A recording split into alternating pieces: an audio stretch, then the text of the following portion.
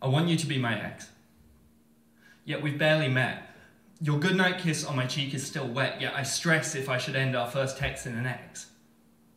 Because I overthink things. Especially when these lines blur like a comic book artist that overinks things, and even though I find emoticons an emotional con, I hacked it. Got all smiley, put the colon to the bracket, till eventually we're caught in that when the ball smacks the racket.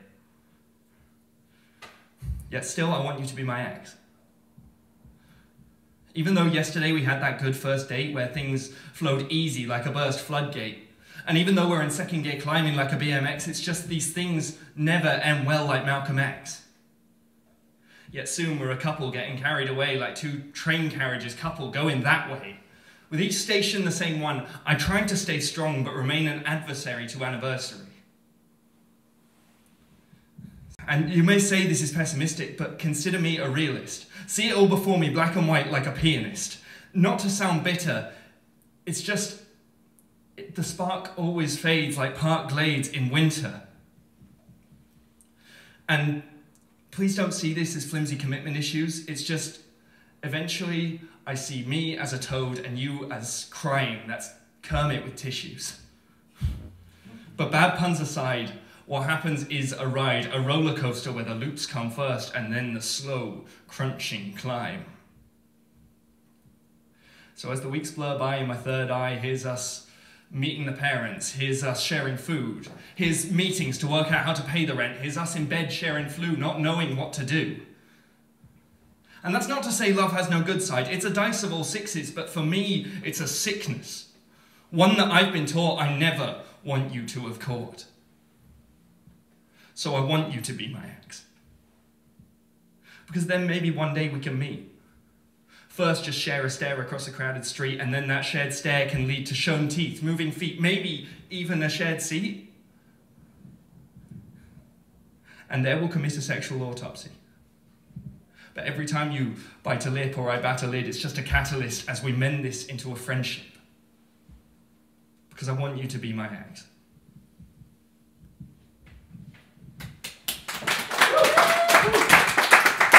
And look, Jay, everyone, his first time, would you believe it? Well, we've got a nice little artist coming up next. It's called Hugo, so I want you to give him a big, that's what they said, welcome. Everyone, Hugo.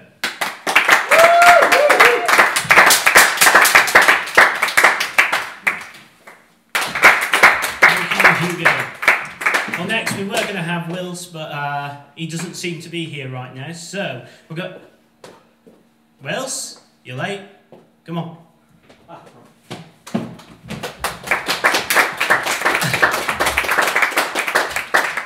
Hello everyone. Alright, this is new, so any long pauses are intentional. It's called A Beautiful Day to Stay the Same, and this is for Ellie. We are so different.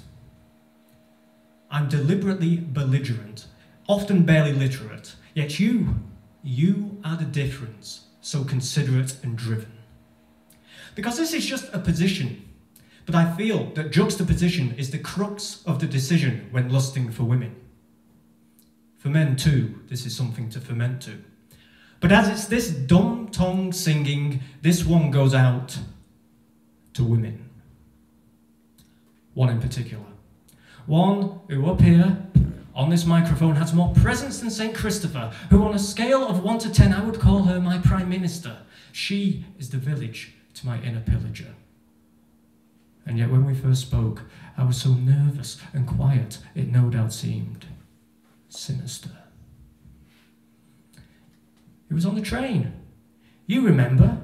Oh, that moment, I wish I could have held it down and groped it, tied it up and eloped with it. All the time I thought I was fine, living a high life, one of hope, but my life was unclean and you were the soap. I wasn't ready for you. Normally I'm so calm, but my palms, they just wouldn't steady for you. I mean, all that time I've been moving around too fast, like clock hands forever in a circle that never saw dust. My first sight of you floored me, turned my legs to sawdust. I'd willingly die for you, like in the games that Saw does. You were the puzzle piece I never knew I needed, the one that falls from nowhere and the picture is completed. Now I feel you're part of me. You keep me alive like an artery. Hit me, bullseye, it's like archery, even though you often make an arse of me. This isn't just to pass the time. These similes are part of me. This is honesty, not poetry. We should stay the same. Everyone is so focused on change, but that will happen anyway. When I wake with you, it seems like a beautiful day to stay the same. When I hear you murmuring in the morning as the darkness begins to drain, it feels like a beautiful day to stay the same. Oh, Ellie, you're so beautiful. I want this to stay the same.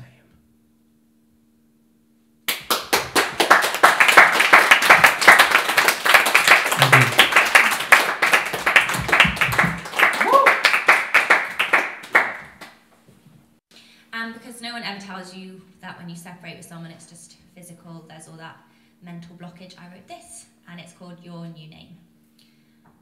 It was strange to watch you abbreviate over time. 3 years, 4 months, cut down to size. I know both your middle names and the patron saint you were confirmed in, but now you're just him, represented in my mind by a crude sign, just that guy. Still on you I could write the report, chronicle the empty plates on your bedroom floor, the way you were before, the Berlin Wall of posters piled against your door, your love of horror yet fear of goth, the time your mum saw what was in your bottom drawer. It's been a year or more and it makes me retch, but on Mastermind you'd have to be my specialist subject. And I still remember the way you like your toast cooked, your dad's dart trophy your baby brother sucked, the 3 moles arranged perfect on your left foot. I could draw constellations of your freckles and chart the contours of your chest, those curved caverns where my fingers would rest. But it's a useless cartography, as is my knowledge of your biology, your biography, your favourite type of pornography. Ultimately, I know your essential ontology, but there are no feelings left, just stats and figures I can't forget, a mental debt that won't let me rest.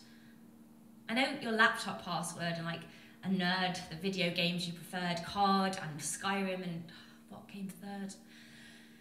It doesn't matter, I know it's absurd, but what you've heard and inferred from this blurred blurb, it's nothing like him. It says nothing about the touch of his skin. And these twin sins of knowing things and stowing things, it sings. I'm not asking you to get out a violin, but these thoughts surrounding me are hounding like a devil's halo, and Halo, that's it, the last game on my list. I didn't play it, but I say it knowing you did. And maybe you're doing fine, but this is new to me. My memory's being held to a mutiny, crowding my mind, they fight and shout. And even though I'm in this dizzying spin, I still remember the numbers to your chip and pin. 4, 3, 2, 1. 4, 3, 2, 1. I often wonder what I was doing with someone whose card number was so idiotically intuitive. It couldn't have been a birthday or an anniversary. You idiot. I wonder if there are things about me you have forgotten. But I know you've shifted, changed. No one stays the same. They grow, rearranged. Maybe now you hate those video games. Maybe you go by a different nickname. Maybe now you've got a new favourite pub, but I definitely know you're no longer in love. You're that guy that used to love me. That's your new name. Used to be James, but can't stay the same. Thank you.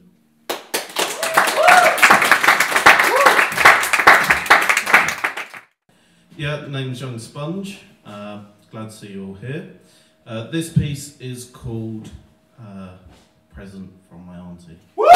Yes! Good that some of you know it, because if I do get stuck, then you can always fill in the blanks for me. So here we go. You could catch the train to catch up with friends, go catch a film, I recommend. Can you catch what I'm saying? Talking fast like this? Get out.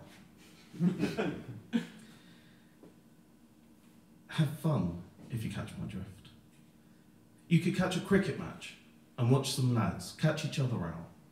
You might as well. You'll try to catch them by surprise in the dressing rooms and catch a glimpse, I assume. But don't get too hot and bothered, you'll just catch fire. You can catch anything that you desire. You can catch a ball. You can catch a cold. You can even catch a lion if you're bold. You can catch your toe on the skirting board. But you'll never catch me in that jumper. It's really horrible. Cheers, guys.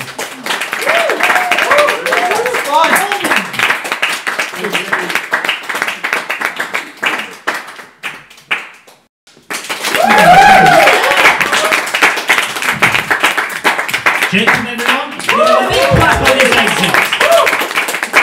And now it is with a heavy heart that I have to draw a conclusion to tonight's What They Said. I know.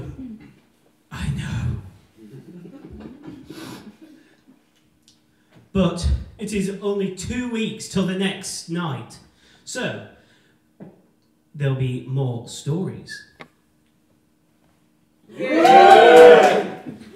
More poems. And some more wonderful hosting from moi. Thank you. I am feeling that love tonight. But to keep you tiding over till then, may I introduce the elegant Ellie with a nice little something that she wrote for you all. Ellie.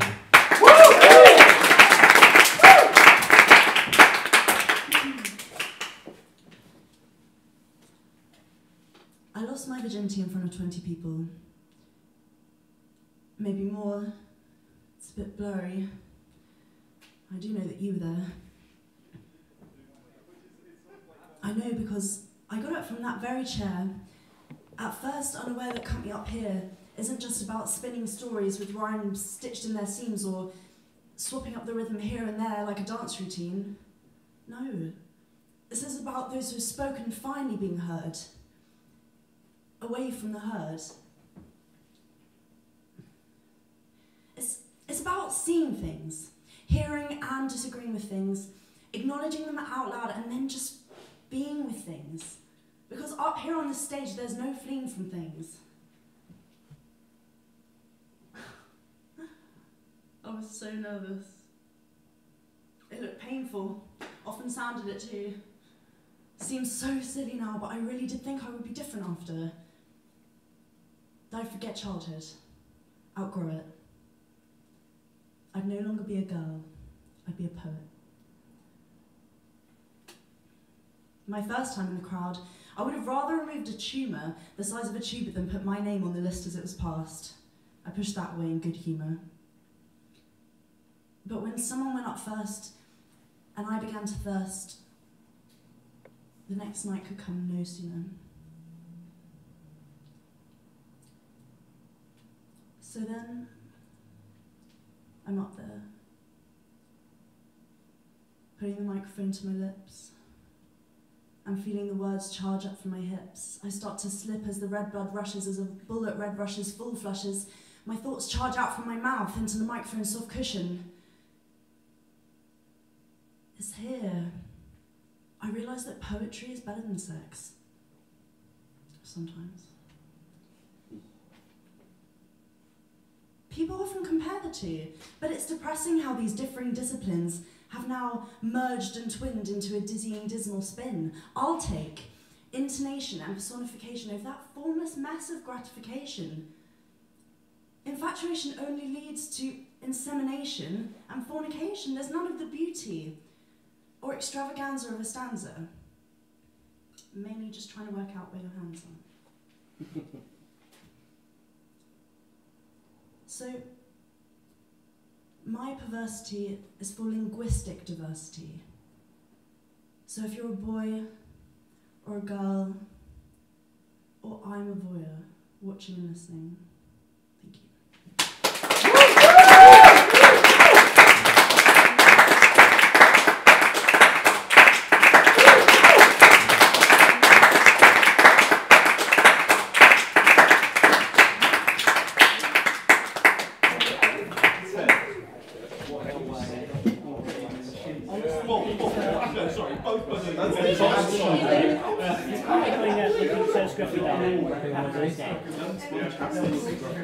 Sorry, guys.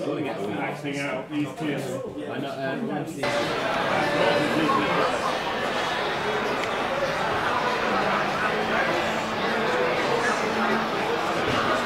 Hey, I just want to say really well done tonight.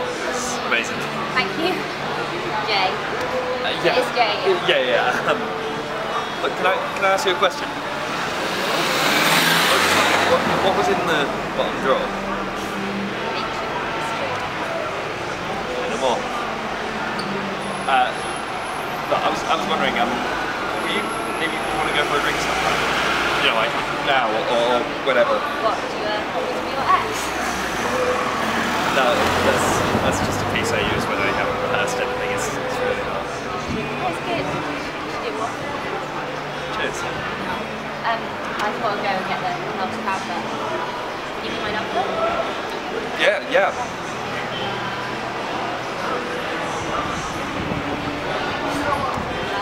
Oh yeah. Bye.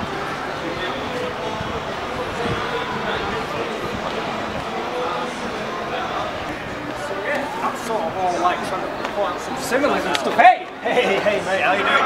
Oh, you're amazing tonight, really. Good, you know? You're going to come back, huh? Come back. Well, yeah. I mean, hopefully. I wanted to say your piece was a piece. What? So, it was amazing. Look at that. What a poet. What's the second Tuesday of every month? So next month on the 16th. I'll be there. For sure, man. I'll tell you what, I mean, why not, you know, be here. Come on, we'll come in, go inside, we'll have a bit of a drink, you know, No, look, I've really got to get home tonight, but maybe next time. Save me. I really should get off, but it was great to meet you guys, and yeah, hopefully I'll see you next time. Yeah, sure. Yeah.